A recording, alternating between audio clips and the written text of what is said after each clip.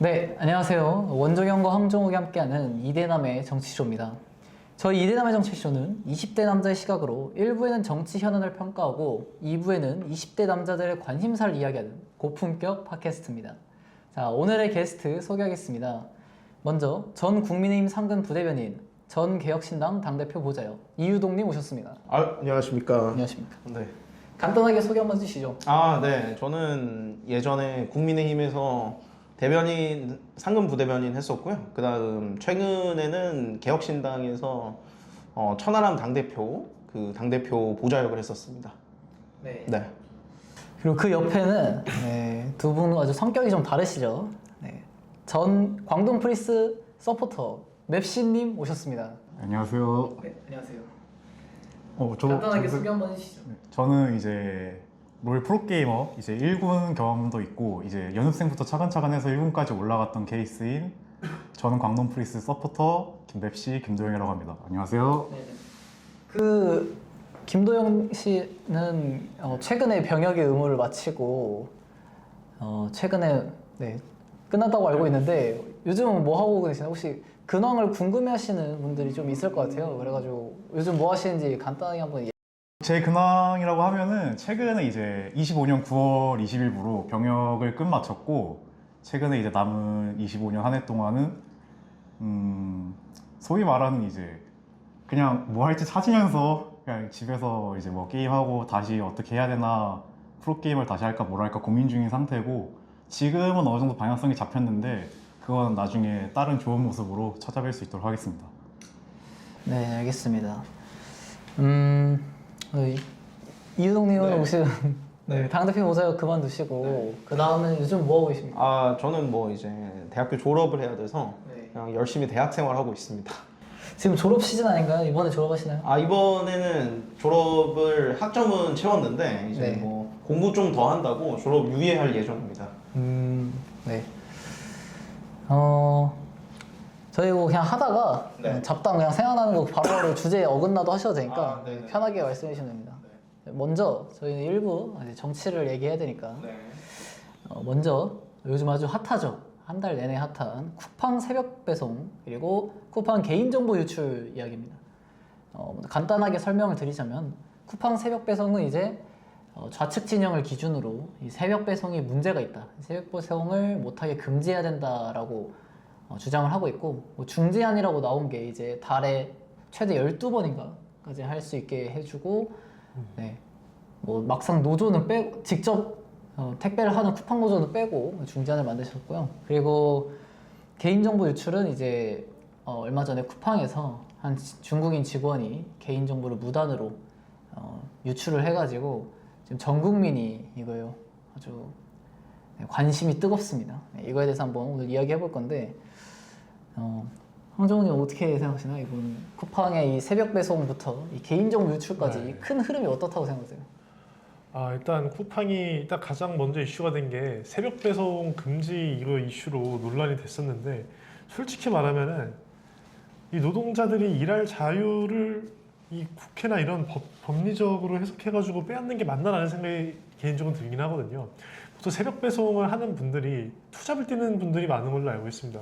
투잡을 뛴다는 것은 무엇이냐?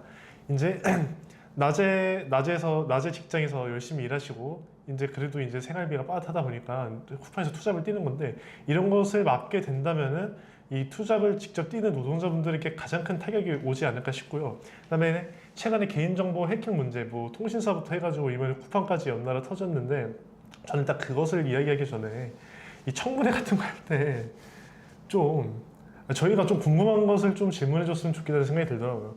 청문회 영상 이렇게 뉴스나 매거진에서 따라 뜨는 거 보면은 뭐 외국인 대표 하나 앉혀놓고 소리 지르고 뭐 쇼트 찍는 것도 아니고 요즘 뭐 가관입니다. 어쨌든 그래서 요새 흥미롭게 보고 있습니다. 쇼트 찍는 거 맞죠 사실. 자기 얼굴 한 번이라도 알려야 되니까 막말로. 그래서 저도 그 관련 청문회 많이 보는데 솔직히 이 정치 이념을 떠나서 그 이준석 의원 빼고는 다 소리만 지르더라고 앉아가지고 물어볼 건 안 물어보고 혹시 한번 어떻게 보셨나요 요즘? 누구요? 이준석 의원이요? 아니요. 전체적으로? 아니 일단은 제가 봤었을 때는 그 별개로 생각해야 됩니다. 그 해킹 사태하고 새벽 배송은 아예 이슈됐던 시기도 조금 차이가 있고 근데 근데 그 정정만 할 게 하나 있습니다. 해킹이 아니라 그냥 일반 그 정보 유출? 직원이 유출을 한 겁니다. 아 정보 유출? 해킹인 줄 알고 처음에. 아 그래요? 그죠. 네. 중국인 직원이라는. 네, 저도 처음에는 그 SK나 네. LG처럼 해킹을 당해가지고 회사가 잘못을 한 줄 알았는데 네. 알고 보니까 한 직원이 그냥 무단으로 유출한 네, 거예요. 뭐 직원 관리 못한 것도 사측의 책임은 어느 정도 있으니까 뭐 그 개인정보 유출에 대해서 뭐 국회의원들이나 국민들이 쿠팡에 대해서 뭐 질타하는 거는 저는 뭐 충분히 이해할 수 있다고 보고요. 그건 사측이 잘못한 부분이 있기 때문에. 근데 다만 이제 새벽 배송 이슈는 저는 이해가 가지 않는 부분이 그러니까 노조분들도 반대하고 있는 게 아니지 않나요? 새벽 배송을? 그렇죠. 막상 그 네. 쿠팡 새벽 노조를 쿠팡 새벽 노동을 하시는 분들은 반대를 하지 않습니다. 제가 알기로는 90%가 넘게가 새벽 배송을 하는 걸 원하고 있어요. 그러니까 이게 그러면은 사실 새벽 배송도 원하고 있고 사람들이 그렇죠. 그러면 회사에서도 원하고 있는 거고 소비자들도 새벽 배송 받는 거에 대해서 불만이 없는데 노동자도 원하는 거죠. 그러니까 심지어. 그러니까 보통 이제 문제가 된다고 하면은 보통 노조분들이 이제 아 이거는 너무 업무가 과도하다. 뭐 대표적으로 이제 지하철 노조분들 같은 경우 이게 배차 간격이나 이런 거 맞추려면 너무 힘드니까 이거 개선을 좀 해달라. 뭐 이런 요구 사항이거나 뭐 버스 노조, 뭐 운수 노조 이런 데서 좀 노동자 질 개선을 위해서 요구하는 거면은 이해가 가는데 이거는 뭐 노조가 그 찬성을 하잖아요. 그러니까 사실 아무도 원하지 않는 그러니까 이 새벽 배송을 원하지 않는 상황이 아닌 건데 이게 저는 왜 논란이 되고 있는지는 사실 잘 모르겠고요. 그다음 그거와 별개로 이제 생각해야 될 것은 사실 이 쿠팡이 지금 현재 이 새벽 배송에 대해서 거의 뭐 반독점 비슷하게 하고 있잖아요. 물론 네이버도 지금 많이 하려고 하고 있는데 저는 이거를 지금 문제가 될 게 새벽 배송을 금지시킬 게 아니라 지금 대형마트가 대형마트 영업 규제 때문에 새벽 배송을 못 하잖아요.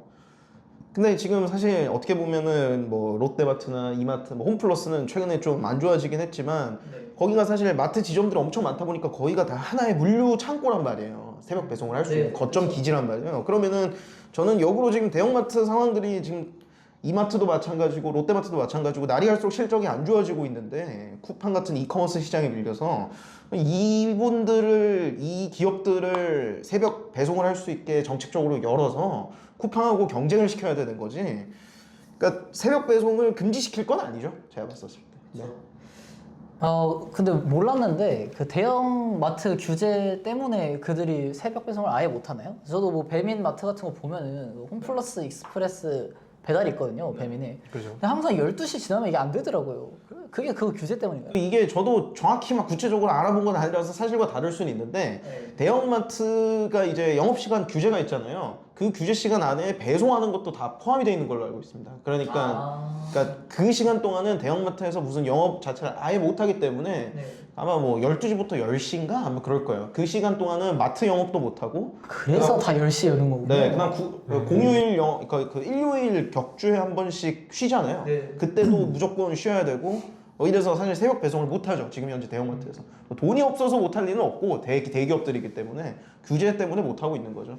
근데 저는 이 논란을 보면서 좀 다른 시장에서 궁금한 게 든 게 새벽 배송 금지가 가능한가 이게 제일 궁금하더라고요. 그러니까 당사자들, 그러니까 노동자도 원하지 않고 회사도 원하지 않고 소비자도 원하지 않는 아무도 싫어하는 사람이 없는데 이거를 정치권에서 일방적으로 그냥 금지시켜도 이게 진짜 현실적으로 가능한 방안이 저는 이게 궁금하거든요. 혹시 두 분이 좀 정치사를 아니까 이런 상황이 혹시 비슷한 게 있었나요? 뭐 실제로 다 싫어했는데 억지로 시행이 됐던 적 있나요? 혹시? 뭐 그런 다 실현했는데 시행된 적은 거의 없었죠. 사실 그래서 저는 실현될 가능성이 거의 없다고 생각합니다. 저는 혹시 아는 거 계신가요? 뭐 비슷한 게 옛날에 박근혜 정부에서 추진했던 비슷한 맥락에서 대형마트 규제인데 뭐 사실 그거는 소상공인들이 찬성을 했거든요. 대형마트 규제를 해야 된다. 그거 말고 이렇게 정치권에서 중에서도 좀 일부만 반대하고 있지 않나요? 지금 새벽 배송에 대해서? 그쵸. 좌측 진영을 기준으로 네. 그냥 그쪽만 반대하고 쿠팡 있어요. 세워놓고 그냥 회초리 때려가지고 그냥 인기 벌려는 거지. 솔직히 말해서 이게 솔직히 말해서는 아무도 원하지 않는 정책을 밀어붙일 수 있을까? 그냥 한순간에 이슈되고 쿠팡 새벽 배송 논란은 제 생각에 선거 끝나면 없어집니다. 일단은 뭐 저희 셋은 그래도 정치를 좀 많이 관심이 있으니까 좀 어느 정도 아는데 혹시 그 프로게이머 김도영님은 일반인이잖아요. 그러니까 일반인 입장에서도 쿠팡은 다 이슈 알잖아요. 그러니까 엄청 심하니까 혹시 일반인 생각에서는 그러니까 정치적 이념을 떠나서 완전히 중립적인 입장이 계시니까 그래서 어떠셨나요? 이 쿠팡 사태가 어떻게 느껴지셨나요? 그러니까 이제 저 같은 경우는 실제로 일반인 같은 느낌이니까 정치에 대해서 크게 관심 없고 이슈화되는 이제 흔히 말하는 뭐 쇼츠, 유튜브 아니면 이제 네이버 뉴스 이런 데서만 보는 건데 이 쿠팡 새벽 배송 이런 거랑 이 개인정보 유출된 거를 최근에 이렇게 이슈화되면서 저 같은 일반인한테도 알기 쉽게끔 뭐 쇼츠나 뉴스로 많이 나와서 알고 있는데 이 새벽 배송 같은 경우는 솔직히 제가 일반인 기준에서 이 쿠팡 새벽 배송을 솔직히 받아보는 입장에서 이거를 규제한다고 하면은 어떻게 보면 이미 누리고 있던 혜택을 강제로 정부 쪽에서 차단하는 그런 느낌이 들기 때문에 저 같은 일반 입장에서 뭐 다른 분들은 다를 수도 있겠지만 반발감이 조금 든다는 어쩔 수 없는 것 같고 그 부분에 대해서 그 이제 뭐 개인정보 유출 같은 경우는 저도 아까까지만 해도 원래 이 그냥 해킹 당해서 뭐 KT나 LG처럼 이렇게 유출된 건 줄 알았는데 이게 중국인 한 명으로 통해서 이제 개인정보 유출했다고 하는 거는 지금 막 들었는데 그렇게 생각해 보면은 처음 알았군요. 예, 오늘 처음 알았는데 그거에 대해서 왜냐면 크게 뉴스 뜨고 그냥 저는 약간 보고서 넘어가지 그냥 막, 유출됐다만 예, 알지 예, 정확하게 자세하게 잘 막 찾아보거나 모르죠. 하지 않으니까 네. 근데 이게 듣고서 들은 건 쿠팡을 솔직히 좀 많이 쓰는데 이런 개인정보 관리를 이제 관계자만 아는 게 아니라 그냥 일반 직원들도 이렇게 알고 있는 거여서 유출됐다고 생각할 수 있는 거니까 약간 쿠팡에 대한 이미지에 대한 저희가 일반인이 볼 때 그런 이미지 실추도 어느 정도 있는 것 같고 이미지가 좀 많이 안 좋아졌군요. 네. 이번 사태를 통해서. 예, 실제로 이 쿠팡 개인정보가 이렇게 유출되고 난 뒤로는 저는 이제 쿠팡을 배송시킨 적이 아직 없거든요. 아 진짜요? 네, 실제로. 이 일반인들한테 확실히 이게 제목이 좀 자극적이니까. 좀 자극적이었다 보니까 네. 아무래도 조심할 만하죠. 그리고 사실 개인정보 유출된 것도 처음에 유언비어가 어떻게 퍼졌냐면 그 카드 번호도 유출됐다. 뭐 카드 비밀번호, 계좌번호 뭐 다 연결돼 있는데 이거 어떡하냐 이거 다 계좌 바꿔라. 나는 SNS에 막 이렇게 떴거든요. 근데 보도들에 따르면 보니까 카드 번호나 계좌 번호 같은 그런 중대한 것은 유출이 안 되긴 했더라고요. 뭐 물론 개인정보에 뭐 다 중요하다고 하겠다만 그렇게 카드 비밀번호 바꿔야 되고 그런 번거로운 일은 없었어도 됐다. 네. 그런 보도들이 있다고요. 저거 개인적으로 요새 또 논란이 되고 있는 게 로저스 대표인가? 아 쿠팡 그쵸. 대표 있잖아요. 뭐 출국 금지를 시킨다고 하는데 그게 가능한가? 출국 금지요? 이게 될까요?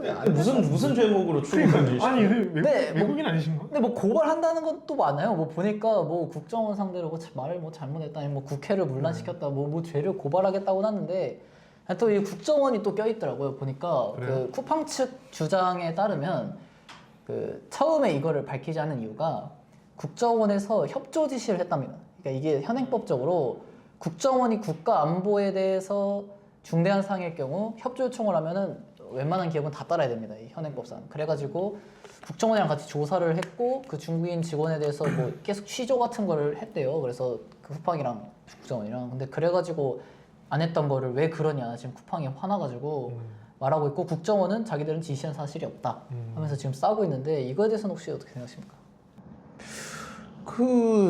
근데 사실 이제 국정원이라는 게 실제 지시를 했었어도 그 업무 기관 특성상 부정을 할 수 있어요. 그러니까 이게 비밀리에 하는 그런 그쵸, 업무들이기 때문에 아니 뭐 이게 논란될 게 있나요? 그냥 뭐 했으면 했는 거고 안 했으면 안 했는 거지. 뭐 저는 크게 논란될 건 없다고 봅니다.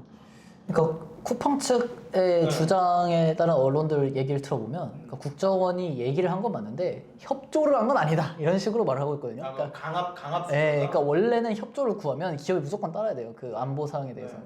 근데 그래서 자기들이 협조는 한 게 아니다 이런 식으로 주장하고 있습니다. 지금. 그러면은 쿠팡의 입장은 협조를 한 게 아니라 우리는 강압 수사 당한 거다가 쿠팡의 입장이에요? 아니죠. 국정원이 협조를 했다는 거죠. 그러니까 협조 요청을 했다는 거죠. 협조 요청을 했고 서로 지금 말이 달라요. 그러니까 국정원이 협조 요청을 말이랑. 했고 쿠팡에서 협조를 해줬다는 거고 그렇죠. 그 쿠팡은 협조 요청이 왔는데 우리 협조 안 했다. 아니요 반대입니다. 아 반대가? 그러니까 쿠팡은 우리는 국정원이 협조 요청을 해가지고 협조를 해줬다. 우리는 협조를 해줘서 그래서 우리가 말 안 하고 있다 이제 말한 거다. 그리고 국정원은 우리가 말을 한 건 맞는데 협조 요청을 한 건 아니다. 이렇게 하는 거.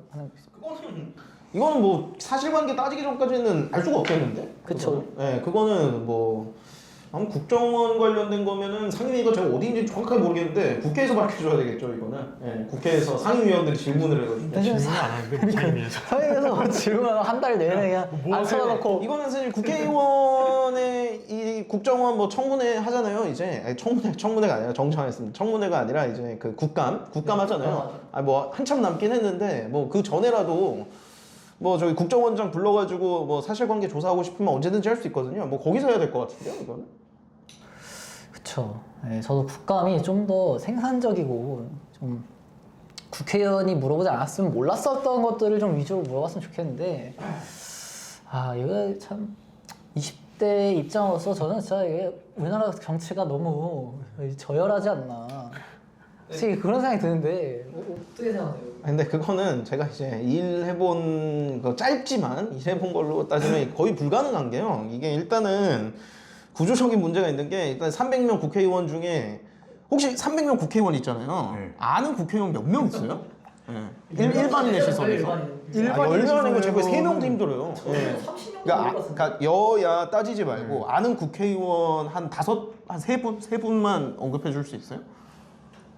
현역인가요? 현역이요. 22대 국회. 이걸 갑자기 물어보니까 또 이게 뭐 알고 있던 사람이 있긴 한데 알고 있다고 해서 틀려도 상관없으니까 그냥 일반인의 시선에서 국회의원들의 인지도가 어느 정도 되나? 근데 저는 이게 근데 일반인 쪽에서 약간 아예 이런 정치에 관심이 없는 쪽이라서 그러면은 네. 이준석 의원은 알죠? 네, 이준석 의원은 알고 나경원 의원 알죠? 예, 그렇게 약간 좀 그래도 뉴스 같은데 좀 얼굴 좀 나오시고 이름까지 쓰신 지금 분들은. 더불어민주당 대표가 누군지 알아요? 지금 민주당 대표 네. 지금 민주당 대표는 그러니까요, 봐봐요. 민주당 대표, 국민의힘 대표 당연히 모를 거고 네. 원내대표는 더더욱 모를 그렇죠, 거고. 네. 그러니까 이게 일반 국민들이 봤을 때 진짜 유명한 극소수의 국회의원들, 뭐 전현직 최근에 있었던 분들, 지금 전직이긴 하지만 뭐 대표적으로 뭐 지금 대통령 됐지만 이재명 대통령 그러니까 현 대통령이고 전 의원이었잖아요. 뭐 그 정도 아니면은 뭐 그러니까 국회의원을 한 적은 없지만 뭐 한동훈 전 대표, 네, 뭐 조국도 의원이고 뭐 안철수 의원 뭐 요 정도만 알지. 사실 원내대표 뭐 지금 사퇴하긴 했지만 전 더불어민주당 원내대표가 김병기 원내대표잖아요. 모르거든요 일반인들 누군지. 그러니까 지금 국민의힘 같은 경우 송원석 원내대표거든요. 모르거든요 일반인들 누군지. 그러니까 이게 그렇다 보니까 국감에서 쇼츠가 많이 본다 그랬잖아요. 요즘 쇼츠가 많이 보기 때문에 쇼츠 보면 한 5초 컷이에요 5초 컷. 그럼 임팩트하게 딱 물어볼 걸 해야 되거든요. 그러니까 더더욱 지지층에게 호소할 그런 질문들밖에 하지 않는 거죠. 지지층에 가려운 것을 긁어주고 지지층에게 효능감을 주는 발언들만 하게 돼요. 그래서 이게 되게 재밌는 게 원래 우리가 이것도 정확하진 않아요. 제가 이게 얼핏 들은 거라서 사실이 아닐 수도 있는데 제가 알기로 원래 그 우리 여러 상임위가 있잖아요. 네. 가장 놀랍게도 기피되는 상임위 중에 하나가 뭐 이제 국방위 이런 것도 있지만 우리가 흔히 제일 유명하다고 생각하는 나 갑자기 이름이 기억이 안 나. 법사위? 법사위. 거기 편집해 주세요. 그 법사위가 원래 이제 가장 기피되는 곳이라고 저는 알고 있었어요. 그러니까 왜죠? 그러니까 힘들대요. 네, 힘들대요. 미디어에 제일 많이 나오잖아요. 그래서 이게 되게 재밌는 게 국민의힘 쪽은 제가 알기로 다 법사위를 별로 가고 싶어 하지 않는 걸로 알고 있는데 놀랍게도 민주당 쪽은 굉장히 가고 싶어 한다고 그럽니다. 그래서 그러니까 법사위가 우리가 아무리 국회의원들이 뭐 여러 분야의 사람들이 들어온다고 해도 기본적으로 상임위에는 가급적 그 상임위에 좀 전문가 출신들로 배정을 많이 하려고 하는 게 맞잖아요. 그게 맞죠. 예표적으로 뭐 과방위면은 뭐 공대 출신이라던가 아니면은 뭐 공학자 출신이라던가 뭐 이런 거라든가 국방위면은 좀 군인 출신들이 많거든요. 예를 들어 뭐 한기호 의원 이런 분들 삼성 장군 출신이고 그러시단 말이에요. 근데 법사위는 그럼 상식적으로 생각을 해보면 변호사, 판사, 검사 뭐 꼭 그런 건 아닌데 네. 그러면 국민의힘은 보면은 라인업들이 대부분 그렇습니다. 그쵸. 뭐 조배수 의원이 있는데 그분이 제가 알기로 우리나라 여성 최초 검사거든요. 뭐 그런 분들이라든가 뭐 대부분 이렇게 변호사 출신들이 많은데 거기 그 더불어민주당 보면 서영교 의원은 법률하고 아무 관련이 없고요.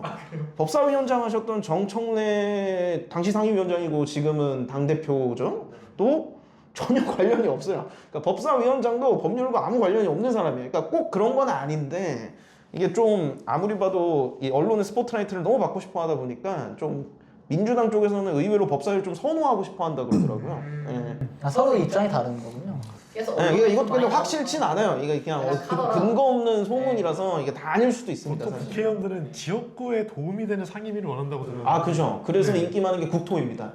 왜냐면- 철도 이런 거 관련. 철도도 있고 뭐 부동산 관련 이슈도 있고 아, 그런 거 자기가 하면 또 맨날 플랜카드 걸고 해야 되니까. 그런 거 하면 프랭카드 걸 수 있고 하니까 뭐 한데 이제 뭐 저는 개혁신당이 있었잖아요. 우리 뭘 한다고 상임위 갈 수가 없습니다. 네. 거대 양당이. 거기서 해주고 뭐 제가 알기로 이것도 부정확하지만 제가 알기로 법사위는 절대 안 된다 뭐 그랬던 걸로 알고 있습니다. 근데 천하람 같은 경우에는 변호사인데 아예 안 되나요? 그런 거는 상관이 없죠. 제가 알기로 그러니까 이게 상임위가 의석수마다 정해진 게 있어요. 그러면 예를 들어 법사위다 그러면은 뭐 당연히 제일 많은 더불어민주당에서 제일 많이 가져가고요. 그다음 국민의힘이고 반드시 소수 정당의 하나를 반드시 주도록 돼 있는데 제가 알기로 조국혁신당이 가져갔습니다. 소정이요. 소수 정당이라는 탈을 쓴 조국은. 네, 조국혁신당이 가져간 거예요. 아, 그렇군요. 근데 이준석 의원은 그래도 자기 전공 살려서 과방에 갔잖아요. 그거는 뭐 네, 뭐 그러니까 그냥 뭐 잘 거의 정말 정말 민주당이? 해서 잘 간 거죠. 예, 잘 맞잖아요. 본인 컬러 그쵸. 가방. 컬러 맞죠. 예. 아니 갑자기 얘기하다 든 생각인데 네. 그 현수막 있잖아요. 현수막. 2016년인가 18년인가 정당법이 바뀌면서 네, 맞아요. 이 국회의원들이 뭐 자기 카카오톡 마냥 네. 자기 자랑하는 걸 맨날 현수막에 올리거든요. 저는 이게 여야를 떠나서 저는 이거 좀 안타까운 게 제가 당직자였으면은 네. 우리 당이 이런 문화부터 없애겠다 하면서 아예 없애버릴 것 같아요. 한 당에서. 현수막이요? 네, 그러면은 오히려 그게 미디어 마케팅도 되고 더 좋지 않을까요? 왜 이런 마케팅을 안 할까요? 아니 근데 의외로 저는 현수막을 그렇게 부정적으로 보진 않는 게 길 가다가 한 번씩 보지 않아요? 보긴 하죠. 아니, 이제 근데 보일 너무- 수밖에 없게 해놨어. 그게 현수막 다는 위치가 다 있어요. 저도 이제 동탄에 현수막을 많이 걸어보고 그래서 알고 있는데 사람들이 많이 다니는 위치가 정해져 있어요. 거기다 걸어두면 어차피 건널목 보통 많이 있거든요. 건널목에 보면은 건널목 건너다가 할 게 없잖아요. 한 번씩은 봐요. 아, 뭐 저런 내용 했구나. 절대 찾아서 안 봅니다. 일단은 본인 지역구 국회의원이 누군지도 몰라요. 대부분 사람들. 그렇긴 하겠네요. 어디 사세요 혹시? 저 평택 사는데 평택 국회의원 누군지 아세요? 지금 지역구? 지역구 모르죠. 아, 그죠? 방금 얘기하면 딱 공감된 게 제가 찾아볼 것 같진 않고 네, 이렇게 막 절대 안 찾아봅니다. 김병진 의원이었나? 그 이름이 뭐였지? 절대 안 찾아봅니다. 김병진 맞나? 그 원래 그 이름 비슷한 유이동. 유이동. 네, 거기도 지었거든요. 근데 그러니까 어쩔 수 없어요. 이게 그리고 이게 제가 알기로 정당 현수막이 막 무제한으로 늘려서 너무 문제가 돼가지고 개혁을 했습니다. 제가 알고 있기로는 동마다 3개인 걸로 알고 있거든요. 행정 동마다 3개. 네. 그래서 그 각 스팟이 있습니다. 네, 거기다가 이렇게 거는 위치가 정해져 있어요. 거의. 왜냐면 거기가 사람들이 많이 다니는 데라 가지고. 사거리 행간보다 이런 근데 데가 달라. 저는 이게 문제가 뭐냐 생각하면 이게 뭐 K컬처다 뭐 K문화다 이렇게 외국한테 많이 한국에 그걸 광고하잖아요. 근데 막상 한국 와서 보면은 이게 여기 현수막에 덕지덕지 붙여 있는 게 제가 알기로는 일본도 옛날에 그랬다가 그게 뭐 미관이 안 좋다 했나 해서 뭐 대대적으로 없앴다고 알고 있는데 한국이 그래서 그런 것도 좀 우리 K 문화를 좀 선도하는 입장으로서 좀 없애야 되지 않나 싶은데 그건 어떻게 생각하십니까? 그러니까 뭐 없애는 거는 없애려면 법률 제정이 정당법 변경해가지고 아예 다 못 걸게 막아버려야 되는데 사실 국회의원들이 동의를 안 해줄 것 같은데. 아, 그러니까 현실적으로 이제 자기들 얼굴을 알리고 이 업적을 알리기 위해서 어쩔 수 없다. 그러니까 정치의 현실이 어쩔 수 없다 이런 느낌인. 뭐 저는 근데 뭐 미관 문제도 있기는 한데 뭐 저는 아예 부정적으로 보진 않아요. 현수막이. 저는 정당이나 이런 데서 거는 거는 긍정적으로 보는데 이 지방선거철마다 이 시의원들이나 도의원들이 뭐 한가위 뭐 잘 보내십시오, 새해 복 많이 보내십시오 하고 아 저는 진짜 그건 왜 시의원 도의원들 뭐 하는지도 모르는 사람들이 현수막 도면하고 이 사람 뭐 기초자치단체장 나가나 뭐 어디 나가나 이런 생각밖에 솔직히 안 들어요. 저도 어디 뭐 나가려고 얼굴 알리는 건가. 뭐 홍보하는 거는 괜찮은데 자기가 뭘 했다 이런 거 거는 시의원은 거의 못 봤는데 그죠. 사비 들어서 뭐 새해 복 많이 받으세요 하고 좋은 말 인사말 해는 건 엄청 많이 봤어. 아니 뭐 의도는 좋죠. 뭐 새해 복 많이 받을 의도는 좋은데 진짜 이거를 한두 개 걸어야지 이게 이제 동마다 3개씩 싹 다 새해 복 많이 받으세요 걸어보면 이게 저는 그거 어떻게 생각하십니까? 어떤 거요? 새해 복 많이 받으세요. 새해 복 많이 받으세요 그런 거 아니 뭐 근데 뭐 지역구 국회의원들이나 당협위원장들은 제가 알기로 거는 걸로 알고 있는데 저는 저희 동네에서 도의원 시의원이 거는 거 거의 본 적이 없는데. 저는 이번에 가니까 다 거는 거 아니, 집안엔 좀 있어요. 그 도의원 시의원이 신기한 거예요. 왜냐하면은 이게 잘 생각해야 될 게 이게 현수막 다는 게 다 돈이에요, 돈. 그러니까 뭐 상황마다 다르겠지만 하나 현수막 달 때마다 몇십만 원 들어요, 그거. 아, 당에서 내주는 게 아니에요? 아니 이거 다 사비 그 정당 그러니까 그게 현수막 종류가 여러 가지가 있어요. 그러니까 정확하게 말하면 당협에서 걸 수 있는 현수막이 있고요. 그거는 국회의원 같은 경우는 이제 당협위원장이기 때문에 당연직으로 보통 정당상 그렇죠. 거기 때문에 당협위원장 명목으로 걸고 그다음 상대는 국회의원이 아니잖아요. 거기도 이제 상대당 당협위원장 명목으로 현수막을 거는 거고 그다음 도의원, 시의원 그러니까 그렇게 거는 현수막이 하나가 있고 그다음 시당에서 거는 현수막이 하나 있습니다. 그러니까 예를 들어서 서울시당, 뭐 경기도당, 시도당에서 거는 현수막이 하나 있고 그다음 아예 당으로 거는 현수막이 있는데 이건 거의 없죠. 그쵸. 그거는 거의 없죠. 없죠. 그러니까 그 보면은 이제 밑에 적혀져 있어요. 네. 이제 국민의힘이라고만 적혀져 있냐, 뭐 더불어민주당이라고만 적혀져 있냐, 아니면 누구 당협위원장이라고 적혀져 있냐, 아니면 서울시당이나 서울시당 위원장 뭐 이런 명의로 걸려져 있는 현수막도 있고 그런데 그게 어쨌든 다 돈입니다. 돈. 그래서 도의원 당협위원장이 거는 것도 마찬가지고요. 도의원, 시의원이 거는 거는 정당 차원에서 보조를 해줄 수가 없는 걸로 알고 있어요. 제가 알기로 정당법상. 그래서 그 다 개인 사비로 거시는 거라서 그분이 돈이 굉장히 많으신 거예요. 네.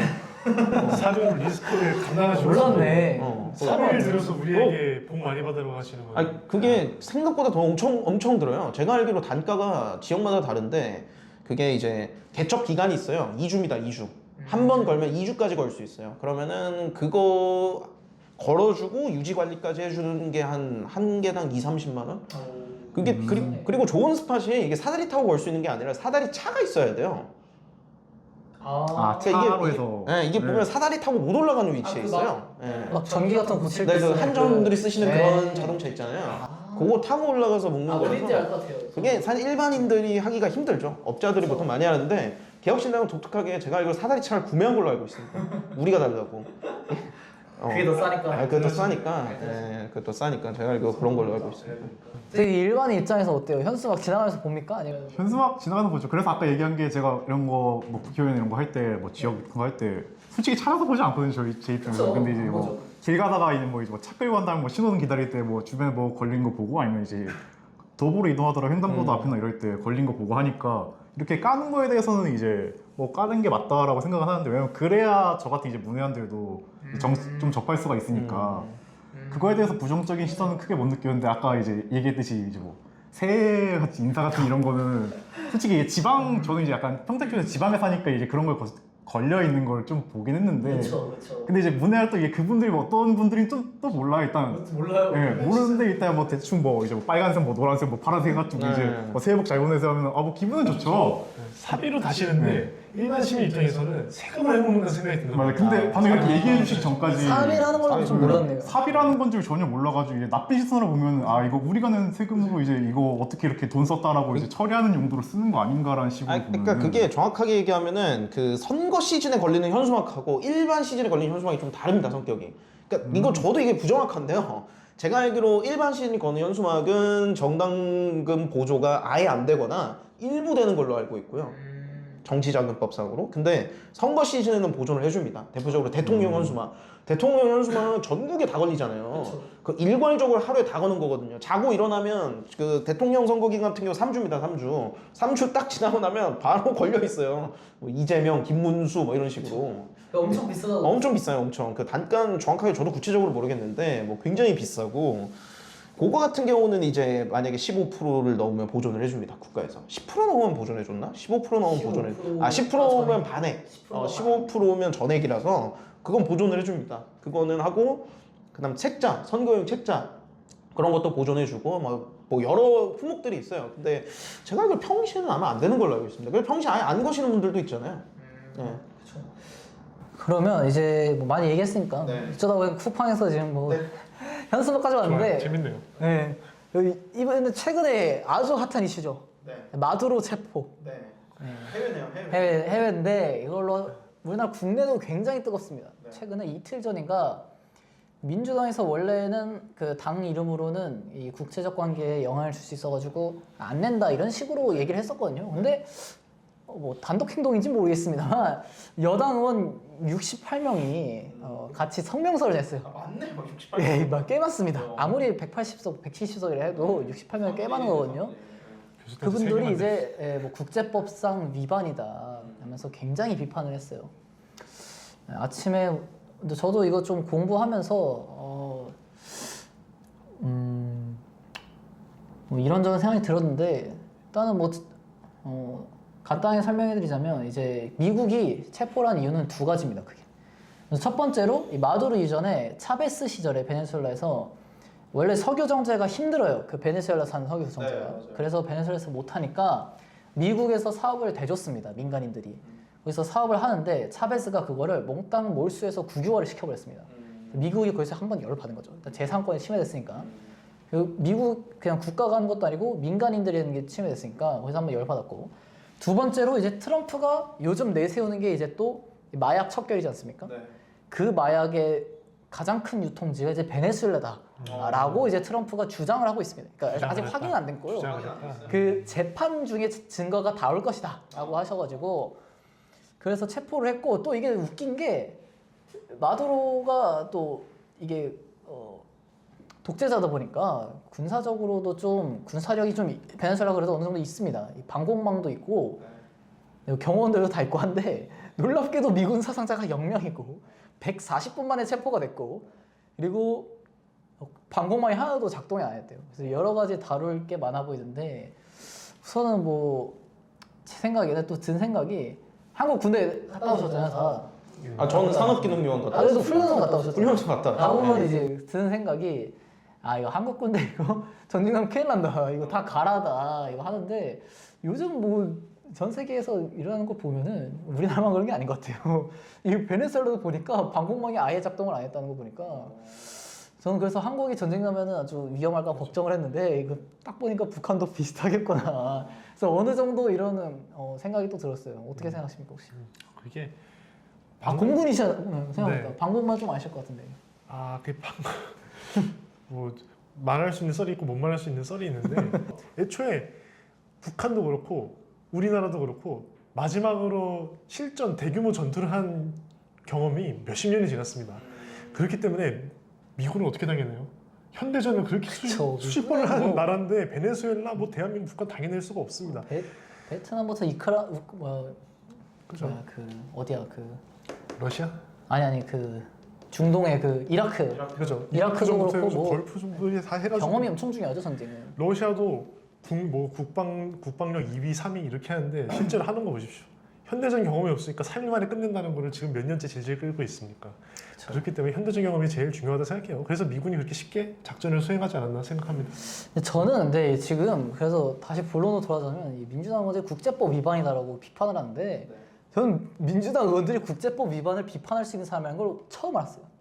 저 진짜 웃긴 게 국제법을 밥 먹듯이 위반하는 게 바로 위에 있습니다 우리나라. 아그 북한이요 북한. NPT도 일방적으로 탈퇴를 하시고 심지어 달러를 위조를 하시는 데가 이제 북한입니다. 거기에 대해서는 뭐 비판을 하지도 않으시고 뭐 해도 제가 알기로는 소수라고 알고 있어요. 의원들 내에서도 뭐 주적이라고 말하지 못하는 분들이 뭐 장관에도 대부분인데 그리고 심지어 지금 굉장히 심각한 게 최근에 알았거든요.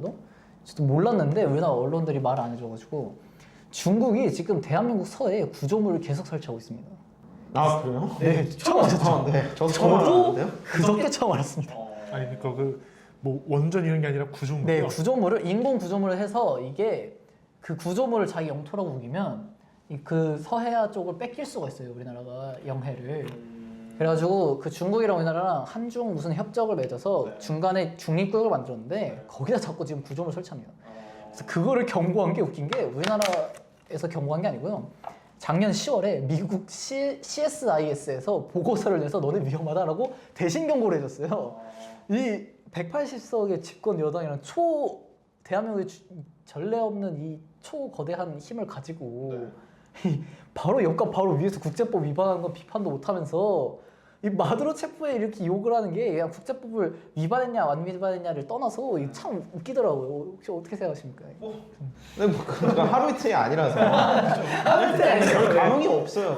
근데 그거는 뭐 사실 제가 뭐 국민의힘에도 있었고 개혁신당에도 있지만 다 마찬가지예요. 그거 다 똑같기 때문에 그거는 누가 누굴 뭐라 할 수 있는 상황이 아니고 그냥 뭐 국제법으로 위반됐는지 안 됐는지 모르겠습니다. 근데 뭐 사실 논란의 여지는 있죠. 어쨌든 타 국가가 그 남의 국가에 쳐들어와가지고 그 어쨌든 수장을 체포해서 데려간 거잖아요. 예. 뭐 저는 그냥 그걸 보면서 놀란 게 이제 이게 3시간 만에 가능한 일이고 이거 베네수엘라 쪽 사상자는 아무도 없어요? 경호원 80명. 예. 다 죽었대요? 네, 죽었습니다. 80명이 다 죽었대요? 진짜 웃긴 게 경호원들도 총을 다 가지고 있을 거 아니에요. 그렇죠. 무전기도 있고 뭐 쳐들어올 때 다 알았을 텐데 140분이면은 한 번에 한 번 다 죽은 게 아니잖아요. 근데 어떻게 그 80명을 다 죽이고 미군은 한 명도 안 얘기 죽었는지 들어보니까 신기합니다. 그 미국 정보전이 엄청 치밀했더만요. 거의 몇 개월 전부터 그 네, 마두로가 맞았죠. 대통령 그 궁인가 거기에 있다가 그런 사태가 일어나면은 옮기는 은신처가 있는데 이미 그 은신처에 몇 명이 있는지 경호원이 그 위치가 어딘지 그걸 어떻게- 동선이 어딘지 이미 다 파악했기 때문에 그대로 작전이 3시간 만에 끝났다고 들었어요. 역시 미국은 다르긴 하네요. 비슷한 예로 뭐 이스라엘이 있었죠. 이스라엘도 뭐 이란이랑 그죠. 전쟁 시작하자마자 그죠. 땡 하자마자 주요 사람들 다 죽였잖아요. 이게 진짜 정보가 참 무서워. 아니, 뭐 미국이 제일 무서운 게 사실 뭐 강력한 무기 이런 것도 있지만 정보전이 요즘은 심지어 그 팔란티어라고 기억하세요? 팔란티어? 혹시 들어본 적 있어요? 알죠. 팔란티어 아시죠? 팔란티어. 네. 그게 팔란티어가 뭐냐면은 이제 그 이제 AI 기반으로 해서 군사 작전 때 쓸 수 있는 뭐 고담이란 프로그램이 있거든요. 뭐 이번에 썼는지 안 썼는지 잘 모르겠는데 아마 썼을 겁니다. 스타링크랑 팔란티어. 네, 그게 AI로 이제 추적을 다 해버리니까 뭐 예, 그래서 무섭다 그러더라고요. 그것도 좀 보이고 있을 수도 있어요. 근데 뭐 사실 그 우리 넵튠 스피어 작전 생각해 보면은 그때도 뭐 한 방에 들어가서 빌라덴 사살해 버렸잖아요. 뭐 그거랑 비슷하게 이번에도 뭐 그냥 미국이 미국하지 않았나. 다만 뭐 논란이 될지 안 될지는 모르겠어요. 예, 그러니까 국제법상. 저는 논란이 되었어도 이번 작전으로 미국이 가져가는 국익이 상당하다고 생각합니다.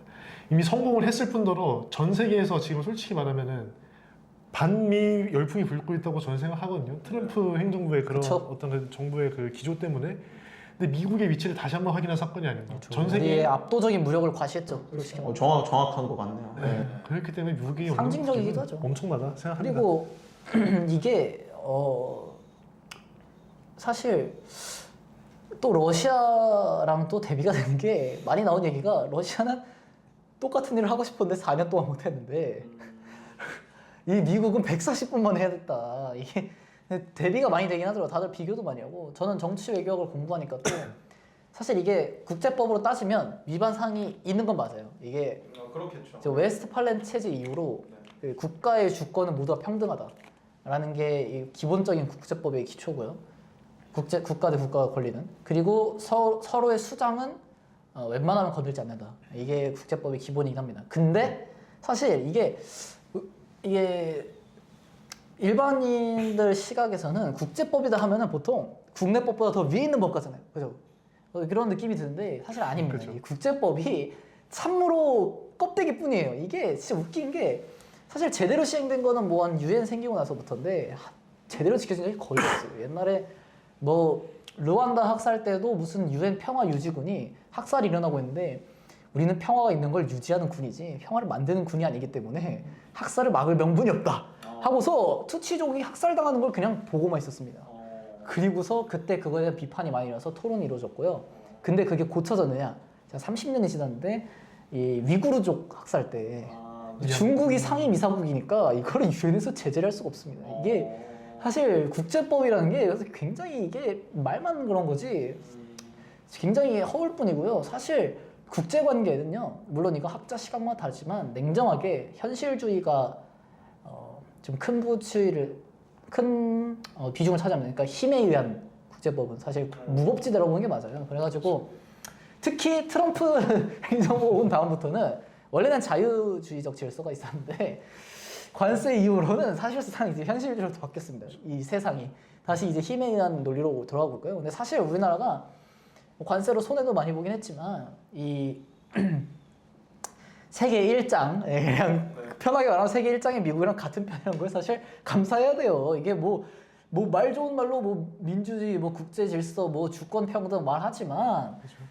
국가의 제일 원칙은 사실 국민을 지키는 거 아닙니까? 그 과정 속에서 전 세계 1장이랑 친한 동맹국이라는 거는 그냥 메리트가 있는 그냥 겁니다, 치는 것도 사실. 아니죠. 네. 한미 상호 방어 조약이 그쵸. 있습니다. 아 그럼요. 네.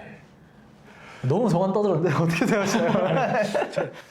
아니 뭐 저는 사실 국제법 이런 쪽에는 크게 그러니까 잘 몰라서 관심이 없다라기보다는 뭐 그냥 저는 미국이 정말 대단한 나라구나 뭐 그냥 그 정도 느꼈습니다.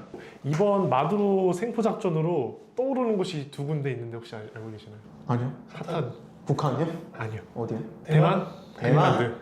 그린란드. 아 맞아요. 그린란드 많이 나오더라고요 네. 뉴스에. 네. 제가 왜 그린란드가 이게 무슨 연관 있는 건지 보니까 이 그린란드에 나는 이 자원과 이제 2030년대 중후반부터 아마 북극 항로가 열릴 것으로 이제 사람들이 다 예측을 하고 그거에 대한 대비를 하고 있잖아요. 트럼프 행정부가 그 그린란드를 본인이 가져가려고 지금 되게 엄청 준비를 하고 있더라고요. 아니 그린란드가 지금 국가로 따지면 소속이 노르웨이인가 뭐 그러지 않아요? 핀란드. 핀란드. 네. 네. 근데 핀란드 건데 그걸 어떻게 뺏을 수가 있어요? 너무 노골적으로 우리가 하겠다. 우리가 가져가겠다. 티켓을. 제가 그 북극 항로 거기가 그 군사적으로 중요하나요? 거의 중요하다고 나와 있나요? 네, 중요한 걸로 알아요. 왜냐면은 그 북극 항로가 펼쳐지면은 러시아랑 중국 선박들이 제일 많이 다니는 곳이 그 그린란드 쪽 해협으로 알고 있습니다. 그렇기 때문에 중국 러시아 견제도 견제고 그 그린란드에 있는 그 해양의 그 권한을 해양의 권리를 미국이 강화시키기 위해서 거기 계속 눈독 들이고 있는 것 같은데 저는 그러한 뭐 트럼프 행정부가 잘했다 잘못했다 떠나서 다른 나라의 주권을 이렇게 계속 이렇게 침해하고 있는 게 그렇다시 그렇게 좋아 보이진 않거든요. 트럼프 행정부가요? 네, 트럼프 행정부가 하는 게. 네. 제가 뭐 트럼프 행정부를 싫어하는 건 아닌데. 아니 그러니까 저는 그냥 트럼프 행정부에서 제일 이해 안 갔던 것 중에 하나가 뭐 관세 좋은데 왜냐면 뭐 캐나다, 멕시코도 막 적으로 올리고 그랬잖아요. 저는 사실 캐나다 쪽에 반미 열풍 분다는 거 보고 굉장히 놀랐거든요. 왜냐하면 캐나다는 친미 중에서도 친미 국가 중에 하나였는데 더군다나 국경을 맞대고 있잖아요. 그러니까 한쪽은 태평양이고 한쪽은 대서양이니까 여기야 없고 이제 밑에는 멕시코, 위에는 캐나다인데 제가 알기로 미국이 그래도 뭐 정권이 바뀐다 하더라도 기조 자체가 위아래 있는 국가들하고는 그래도 좀 친하게 지내야겠다라는 기조가 강했던 걸로 알고 있는데 멕시코 쪽에는 뭐 1기 때부터 시작해서 장벽 쌓고 2기 때는 캐나다 자극하고 좀 재밌는 정부인 것 같기는 해요. 예. 그러니까 기존 공화당의 성격하고도 트럼프 행정부가 굉장히 다른 성격을 지니고 있잖아요. 그렇죠. 사실 공화당 친화적인 언론들도 그 관세에 대해서는 비판을 굉장히 많이 했습니다. 왜냐면 폭스뉴스? 원래- 폭스뉴스도 비판했어요? 아, 그 폭스가 아니라 그 경제지였는데 제가 이름은 정확히 기억 안 나는데 관세 정책에 대해서는 원래 우호적이었던 데도 많이 비판했어요. 사실 원래 공화당이 추구하는 방식은 아니죠. 보수 대법관들도 다 사실 반대했으니까. 공화당의 지금 원래까지는 이제 가장 그 유명하신 분들 중에 하나가 레이건인데 자유주의. 특히 이 레이건의 사상이랑은 굉장히 안 맞죠, 트럼프가. 그쵸. 그래가지고 저는 사실 레이건을 좀 좋아하는데 개인적으로 그래서 트럼프 정책이 그렇게 달갑지는 않습니다. 네. 저도 관세도 우리나라한테 굉장히 타격이라서 네, 달갑지는 않아요. 혹시 도영 씨는 뭐 여태까지 들으면서 혹시 뭐 마두로나 뭐 트럼프에 대해서 혹시 일반인 시각에서 궁금한 거 없나요? 혹시 뭐 여기쯤부터는 이런 질문이 나올 수 있겠다. 혹시 그런 거 있나요? 이런 질문이 나올 수 있겠다. 솔직히 지금 이 모르는 입장에서 대화 흐름을 따라가고 이제 이해하는 걸로 벅차고, 그러니까 간단한 이제 이슈로만 알고 있다가 이제 이렇게 세부 사정 알려주니까 이런 거였구나 하고 이제 약간 듣고 있는 입장인데, 뭐 따로 이제 제 의견 같은 걸 뭐 따로 얘기를 해보자면은 이번에 마두로 이렇게 미국에서 했잖아요. 네. 이제 그거에 대해서 이제 약간 얘기해보면 우리나라 쪽에서 막 국가법 위반이다 뭐다 했는데 이제 제 입장일 수도 있고 이제 뭐 일반인 대변하는 자리에서 나와 있긴 하지만 제 입장일 수도 있는데 국가법 위반이라고 해서 뭐 이게 좀 나쁜 거다라고는 뭐 알고 있는데 이거를 우리가 진짜 관여할 수 있는 게 맞나? 그 약간 우리 어떻게 보면 이제 미국이랑 좀 친한 관계. 뭐 이게 정치 관련된 유튜브니까 이제 어떻게 보면 지금 불알 친구 관계로 있는 건데 네. 우리가 굳이 괜히 그런 발언을 좀 빡세게 해가지고 약간 좀 척을 져야 되나? 약간 이런 생각도 좀 들어서. 원래 민주당도 그럴라 했어요. 근데 갑자기 이제 68명이 이제 성명된 거라서. 그리고 그 외에 따로 뭐 이제 들으면서는 이제 약간 흥미롭게 듣고 있는 중이었어가지고 뭐 따로 궁금하거나 그런 거는 없고. 네. 지금 트럼프가 그런 행동을 해서 일간의 시각에서는 시진핑이 대만에 똑같은 논리를 적용해서 양안 전쟁을 일으키는 게 아니냐 이런 논리가 일각에서 그쵸. 나왔거든요. 사실 똑같은 논리를 할 수가 있긴 하죠. 만약에 대만도 그럴 수도 있긴 하죠. 대만도 어쨌든 그 미국이 굉장히 신경을 많이 쓰고 있잖아요. 그쵸. 중국에서 그런 조짐이 보이면 이미 다 대비가 될 것 같은데요? 실제로 지금 그 시진핑이 계획을 세웠던 거야. 이런 제가 알기로는 내년 안에 대만을 통합시켜야 되거든요. 시진핑 계획에 따라서. 그래가지고 공산당 계획 이런 네, 그거에 그 보면은 시진핑 3기인데 지금이 3기가 맞나? 네. 맞을 겁니다. 그 원래 계획대로라면 내년 안에 전쟁이 나야 됩니다. 그래서 2020년도부터 사실 그 대만 쪽에 그 태평양 쪽에 미국이랑 중국이 서로 안보 경쟁을 엄청나게 하고 있어요. 그 군함을 서로 배치하는 것도 그렇고 그래서 굉장히 지금은 어떻게 될지 모릅니다. 사실 대만 침공이 일어날 거다라는 게 전문가들의 의견도 많거든요. 근데 걱정인 게 저도 예비군 가야 되는 입장으로서 저도 그냥 뭐 그 국제법적 뭐 그런 거 다 떠나서 사실 약간 당연히 자기 이익부터 생각하잖아요 인간이. 저 예비군인데 사실 대만 전쟁 나면은 북한도 가만히 있지 않을 겁니다. 왜냐면 이게 냉정하게 중국 입장에서 미국이 전력을 분산시켜야 돼서 북한에게 전쟁은 안 일으키더라도 전쟁에 준하는 도발은 할 거예요. 최소 국지전을 최소 일으킬 국지전까지 수는 일으킬 있어요. 거라서 물론 국지전이라면 예비군까지는 소집은 안 하겠다만 그래도 이게 뭐 20대 남자로서 무섭죠. 예, 우리 20대 남자 채널이니까 솔직히 무섭잖아요 전쟁 가는 거. 그래서 시진핑 주석님께서 저 예비군 끝나면은 혹시 그건 아니, 그냥 전쟁 가면 안 되죠. 하실 거면 예. 혹시라도 하실 거면 예비군 끝나고 좀 해주셨으면 좋겠어요. 20대 남자 다 그렇게 할 거예요. 뭐 다들 군대 가서 우스갯소리로 그거 하잖아요. 나 전역하고 나서. 근데 미국이 아마 대만 침공을 가만둘 수가 없는 게 지금 대만이 이렇게 미국이 그냥 패싱하고 가기에는 이미 반도체 쪽에서 너무 큰 비중을 차지하고 있잖아요. 뭐 TSMC부터 시작해가지고 뭐 각종 반도체 우리 뭐 그래픽 카드 제조사들 물론 이제 엔비디아가 기본이긴 한데 뭐 그 기본적으로 해가지고 우리 뭐 MSI라던가 이런 기업들 있잖아요.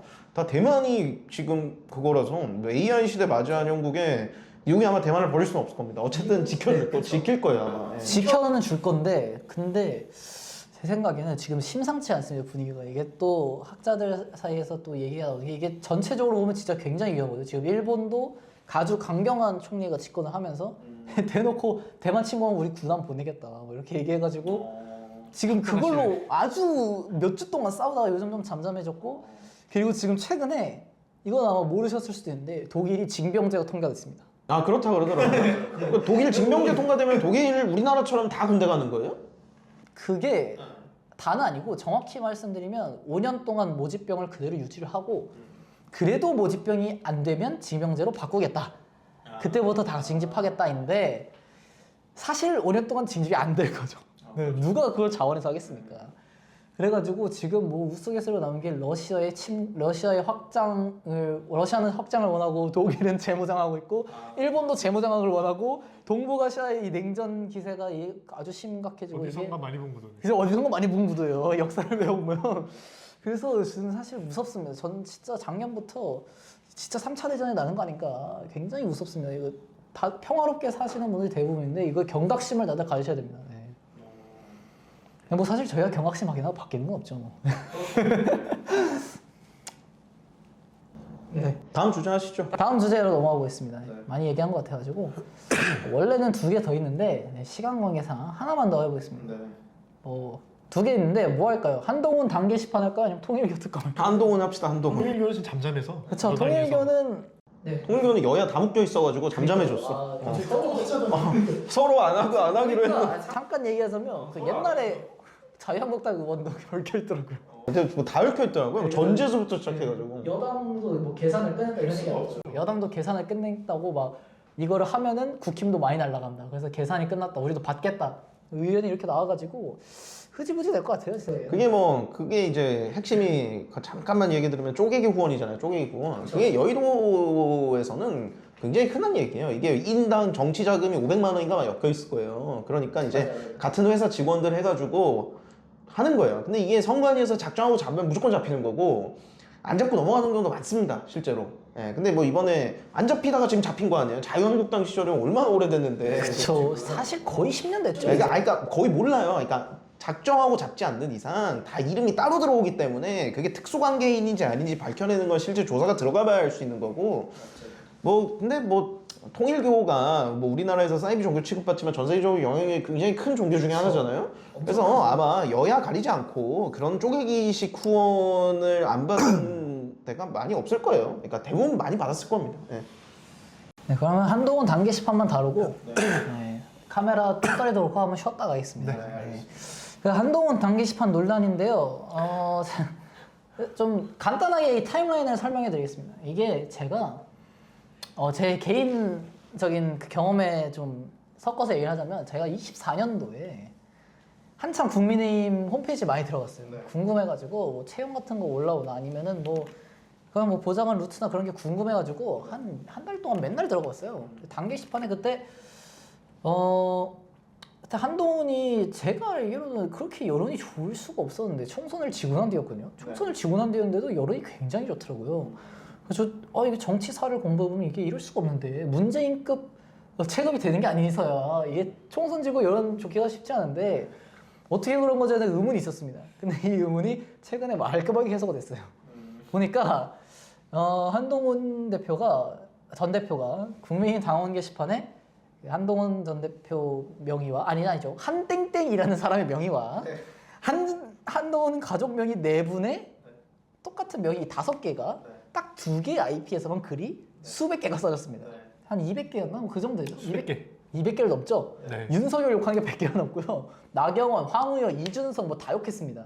근데 내용이 이게 입에 담기도 어려워요. 뭐 자료화면 나갈 건데 뭐 많은 분들 봐서 알겠지만 이게 굉장히 심각합니다. 그리고 지금 이야기가 나오는 게 뭐 욕을 뒤에서 한 것도 뭐 냉정하게 쪼잔하다라고도 할 수 있겠지만 굉장히 이제 논란이 되는 게 사실 여론 조작에 해당할 수가 있다. 뭐 옛날에 네이버가 드루킹 때 뭐 업무방해였나로 고소를 했었는데 그게 뭐 뭘로 고발이 들어왔는지 모르겠는데 경찰서에 고발이 들어왔답니다. 그래서 원래 국민의힘이 조사를 안 할라 했는데 고발이 들어서 어쩔 수 없이 자료를 넘겨야 되는 상황이래요. 그래서 사실 한동훈 정 대표는 지금 그러니까 한땡땡은 자기가 아니라 동명이인이고 가족들이 쓴 건 맞는데 가족들이 자발적으로 몇 개 칼럼을 썼다라고 주장을 했던 걸로 알고 있어요. 그러니까 제가 알기로 한땡땡은 자기가 아니라고 했던 걸로 알고 있는데 사실 말이 안 되잖아요. 그러면 전국에 있는 이 한땡땡을 가진 국민의힘 당원이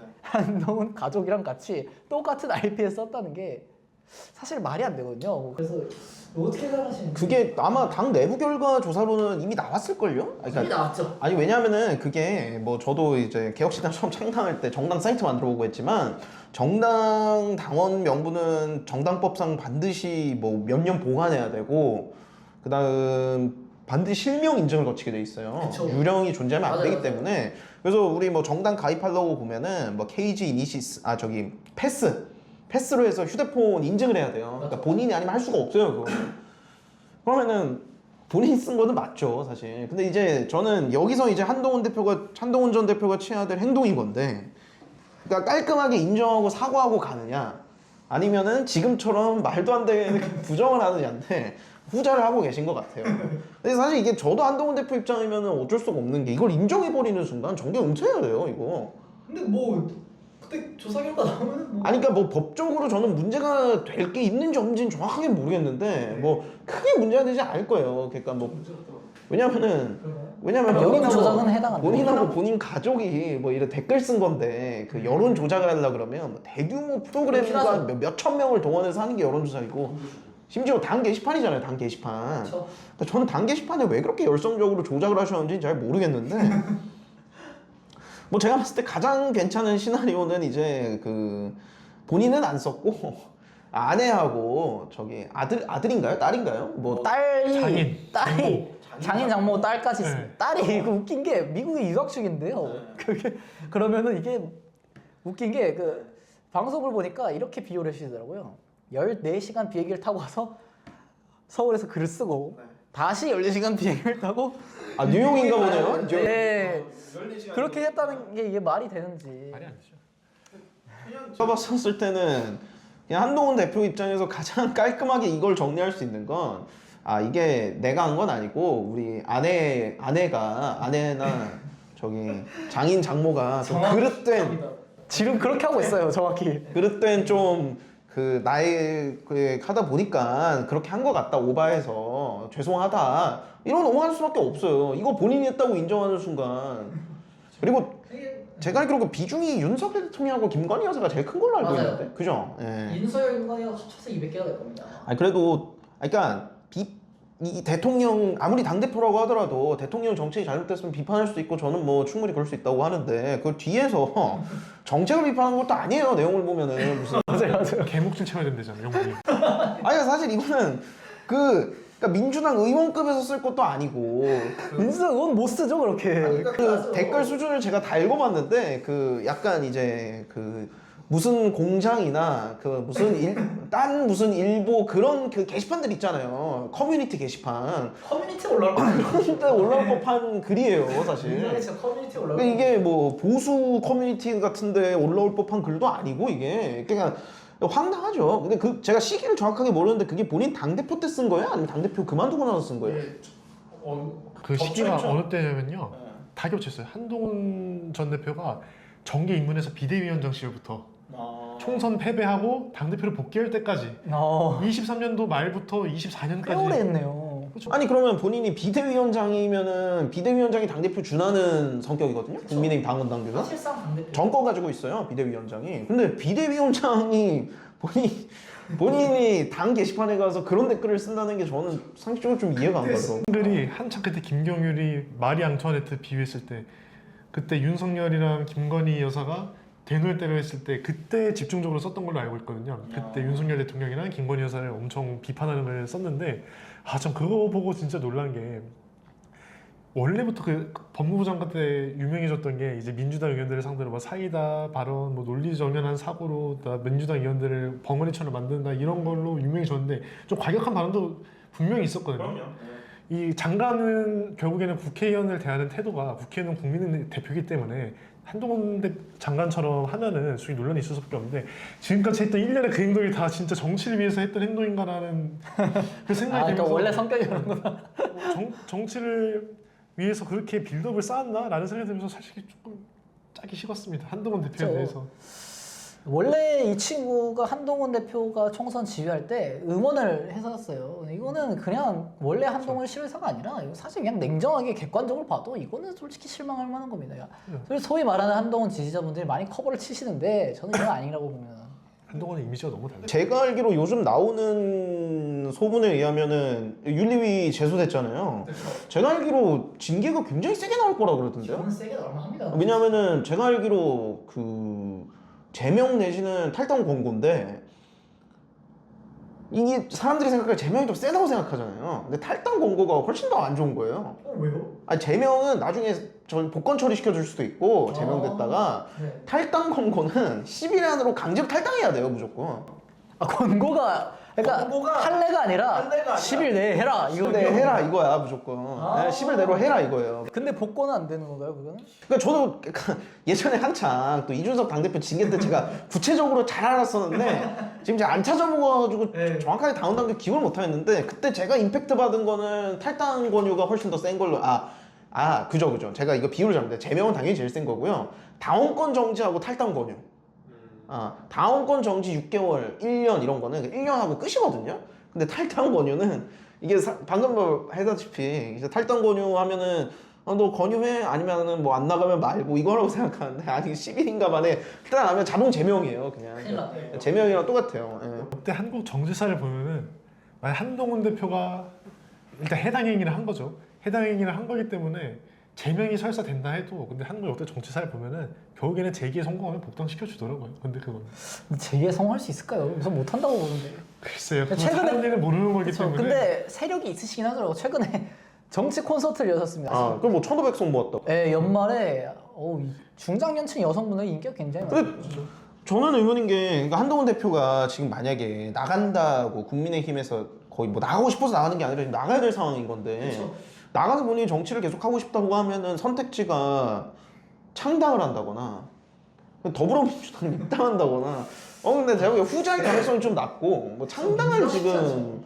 뭐 약간 제 생각에는 뭐 이준석도 창당했는데 자기라고 나라고 못할 게 있냐 약간 이렇게 지금 생각을 하는 것 같기는 한데 글쎄 왜냐면은 일단은 본인 따라서 나올 이렇게 친한계 국회의원들이 몇 명 있잖아요. 웃긴 게 장동혁 대표도 원래 친한계였어요. 네. 원래 친한계죠. 원래 한동훈 당대표 비대위원장 때인가 사무총장 했었어요. 예. 근데 저는 의문인 게 만약에 그러면은 한동훈 대표가 나와서 창당한다고 했었을 때 비례대표 의원들은 못 나오고요 어차피. 예. 못 나오죠.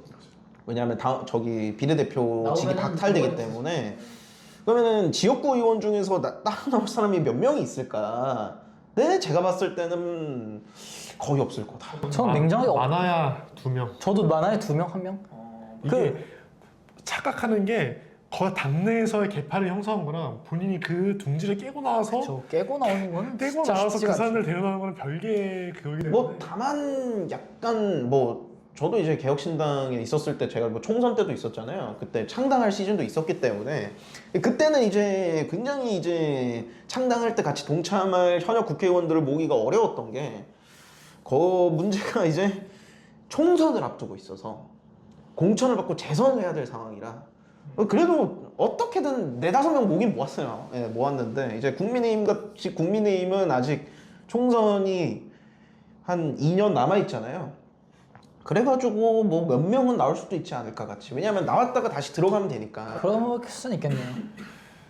한동훈 대표가 창당하기 쉽지 않아 보입니다. 세력을 만들기에는. 그쵸. 왜냐면 결국에는 한동훈 대표가 지금 취하고 있는 포지션이 어떻게 보면은 이제 중도 보수에서 내지는 중도 포지션을 잡고 있잖아요. 그쵸. 이미 급하게 이준석 대표가 먹고 있어요. 근데 이준석 그쵸. 대표랑 사이가 좋느냐? 그것도 사이 안 아니죠. 좋아요. 대외적으로 사이가 안 좋은 적은 없는데요, 사실. 이렇게 정치 방송 나가서 얘기하는 거 들어보면 사이가 딱히 좋은 것 같진 않더라고요. 네.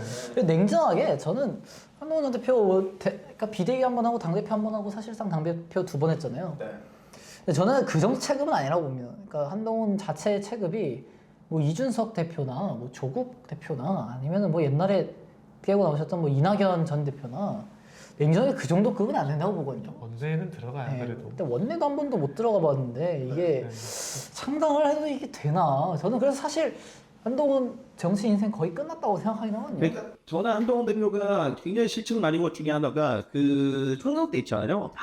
아예 그냥 비례대표 받아가지고 그냥 그러니까 국회의원이 되든 욕 들어먹든가 아니라 아니면은 좋은 지역구를 받아서 올린다. 그 셀통처럼 욕 들어먹더라도 그게 힘들면 차라리 허언지로 가가지고 싸우든가 정리하지. 맞죠? 한편들 그러니까 셋 중 하나를 했었으면 맞았어요. 셋 중 하나를 하나도 안 했어. 왜냐면 국회의원 욕심 없다고 이러면 이게 진짜 많이 하는 지적이 사실 국회의원 원내에 들어간 거안 나온 거랑 차이가 굉장히 커요. 이게 뭐 보면은 그렇죠. 이게 대표만. 이게 뭐 당대표인데 국회의원 뭐 아예 들어오지 못하니까 의원들끼리 얘기하고 뭐 그러니까 제가 이제는 원외에 있던 이준석 대표하고도 일을 해봤고 원내에 있던 이준석 대표하고도 일을 해봤잖아요. 근데 그 여의도에서 배지가 있고 오늘 천리차입니다. 그러니까 그냥 아무리 재능 높은 사람이더라도 배지가 있고 오늘 천리차입니다. 한동훈이 실책 중에 실제라 생각합니다. 저는 그래서 이번에 보궐선거에 나가지 않을까 싶었는데 이렇게 됐으면 못 나가죠. 보궐연맹 거 어디 있죠? 열린 데가 계양이랑 그러네. 계약이 걸리겠네요. 평택도 열립니다. 제가 알기로는. 평택이요? 네, 왜냐면은 저희 지역구에 그 김병진 의원 맞나요? 그러니까 아까 말했던 그 의원이 지금 선거법 제가 알기로는 곧 날아가는 걸로 알고 있어요. 선거법으로. 나오는 게 확정되기 개항이고 이제 이 경기지사 세 개. 출마하시는 분들 지역구가 아마 보궐 그쵸. 처리되지 않을까 싶긴 한데. 그것도 그렇죠. 4번치인데 국민의힘 있지 않을까? 계약 당연히 없는데 못 나오고요. 계양은 안 일단. 되죠. 계양도 냉정하게. 못하고 경기도지사 나오시는 분들 지역이 그나마 난데 다 경기도 쪽 아니에요? 경기도지사 나오시는 분. 근데 냉정하게 경기도지사도 국힘에서 못 먹을 거라서 글쎄요. 뭐 그것도 쉽지 않을 것 같습니다. 한동훈 대표 뭐 개인적으로는 뭐 이건 당기 게시판 빼놓고 당에 그래도 중요한 자산이라고는 생각을 하기 때문에 어떻게 잘 처리하시고 빨리 되게 성공하셔야 합니다. 다양성을 위해서라도 이게 뭐 다 사실로 밝혀져서 뭐 재계 실패하면 뭐 어쩔 수 없는 거지만은 잘 털어내시길 바랍니다. 개인적으로는. 근데 저는 아까는 자기가 딱 인정하면 정치 인생 끝난다고 하셨잖아요. 근데 저는 오히려 반대로 생각하는 게 이게 민주당도 옛날에 뭐 누구였지? 정확히 기억 안 나는데 누가 잘못을 하고 깔끔하게 인정하고 사과하니까 그러고 그냥 넘어갔어요. 노무현 전 대통령 아니에요? 아니 그건 아니고요. 그거 말고요. 있었는데 정확히 기억 안 나요. 의원이었는데 무슨 일인지. 무슨 일이 정확히 기억 안 나는데 어쨌든 그러니까 그래서 사실 내가 그랬다가 아니라 아내가 그랬다 이랬잖아요. 조국이 똑같은 걸로 비판 엄청 받았잖아요. 그러니까 자기가 했다고 하면 되는데 뭐 왜 아내가 그랬다고 그러냐 비판을 많이 받았는데 저는 오히려 이런 거에서 좀 차세대 정치인이잖아요. 사실 새로 나온 정치인인데 기존 정치랑 좀 다른 모습을 보여줬으면 그래도 세력도 있고 하니까 어떻게 인정하는 되지 않을까요? 그렇죠. 근데 이미 되돌아갈 수 없는 강을 건넜어요. 왜 그러셨대? 근데 이해가 안 되긴 해요.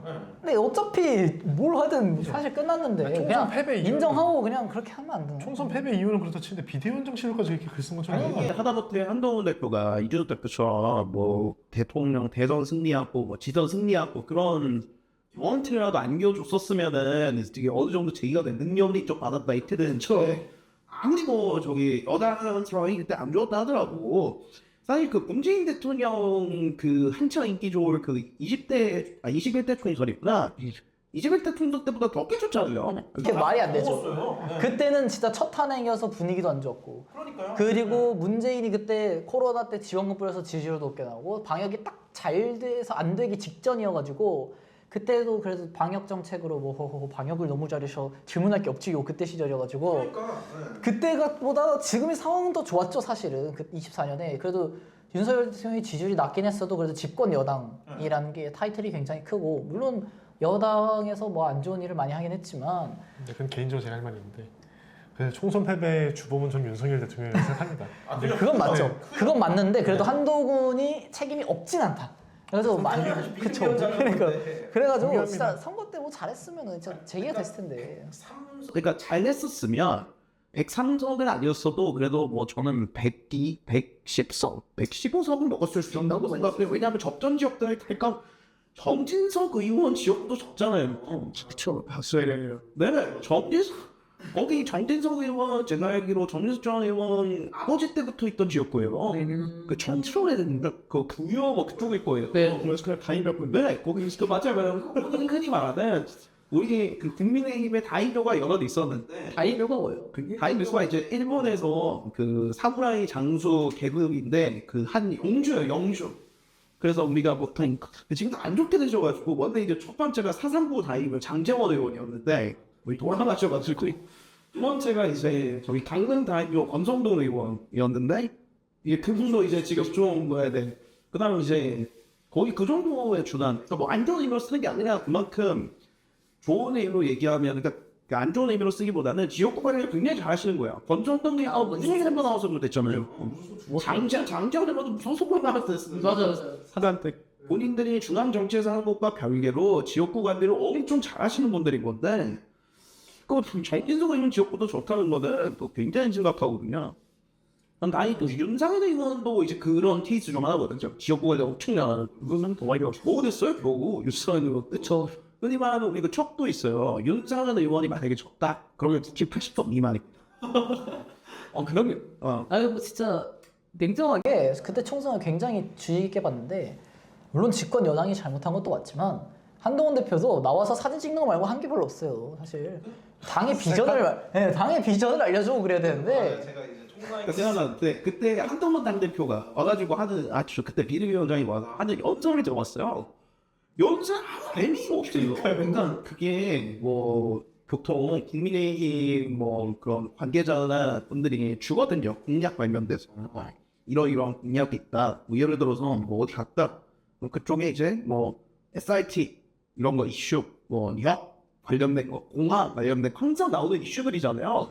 그게 다 넘겨준단 말이에요. 그리고 괜찮은 거에서 여기 일치하겠다 이런 걸 해줘야 되는데 저쪽 셀카 찍고 손 들어주고 손 한번 잡아줘 손 한번 이렇게 들고 그거밖에 안 하시더라고요. 제가 한동훈 대표 그때 응원했잖아요. 정확히 뭐냐 연설이 다 이랬어요. 제가 뛰겠습니다. 뭐 제가 뭐 사상을 뭐 발전시키겠습니다. 하고 이거 말고 없고 지역에 가면 그 지역 공약의 얘기를 해줘야 되는 건데 그다음에 외치는 게 이조심난론, 이거지주의한 그러면은 마지막으로 이제 일반 입장에서도 오늘 얘기 뭐 어떠셨나요? 언어표 같은 것들이 쇼츠에 떠서 그 사건에 대해서 알고 이제 아까 말씀하셨지 그냥 차라리 깔끔하게 인정하면 되는 거 아니냐라고 했는데 저도 약간 그런 거에 좀 동의하는 편이긴 한데 왜냐면 이제 이건 대한 개인적인 제 성격인데 뒤에서 할 말을 있고 앞에서 할 말이 있다고 하는데 앞에서 할 말이 뒤에서도 하면 안 된다 생각하죠. 맞는 거 근데 왜냐면 그러니까 이제 뭐 좀 쉽게 말하면은 뒷단을 뺄게 아니라 차라리 앞에서 당장에 깔 수 있어야지. 그게 맞죠. 스크린에서도 길어서 좋아하셨고 그거 뭐 2부에서도 얘기하시고 그거는 그렇게 하는데 그런데 이제 뭐 지금 당장 얘기 들었을 때 이제 또뭐 내가 한 게 아니고 뭐 안현승이하고 뭐 장성님 가족들이 했다라고 이제 그 스탠스에서 이해하는 거 맞다고 보는데 솔직하게 이런 거가 나왔다는 거가 일단 좀 이미지가 많이 깎이는 거 맞는 거 같다고 생각하고 요즘 세대들은 그런 걸 더 중요하게 보면 오히려 시원하게 인정하고 가는 사람을 저 좋아하는 입장이긴 하죠. 오히려 이제 소위 말하는 이제 MZ들 같은 경우에서 봤을 때는 그냥 차라리 깔끔하게 인정하죠. 뭐 이제 흔히 말하는 대가리 받았으면은 내정하게 잘못 안 한 정신 거의 없잖아요. 지금 다 적어자고 다 놀라 다 나오겠다. 아마 기다려 놀라기만 해요. 솔직히 놀라가 없는 마인드 때문에 그런 것도 맞으니까 뭐 깔끔하게 인정했으면은 이 다른 이미지 표시. 청년층이라고 해서 청년층한테 좀 더 지지를 받을 수도 있지 않을까라는 생각을 듣고 그 부분에 대해서는 이제 아쉽다고 느껴지고 오히려 이제 일반인 같으면 지금 이렇게 정치 관련 얘기 들었을 때 흥미없다고 느끼면서 그리고 아 정치 좀 더 찾아봐야겠다라는 생각 가지면서 지금 네. 잘 듣고 있습니다. 지금까지 1부 진행을 해봤는데요. 잠시 더 쉬었다고. 정말 쉬지 않았겠지만 2부로 돌아오도록 하겠습니다.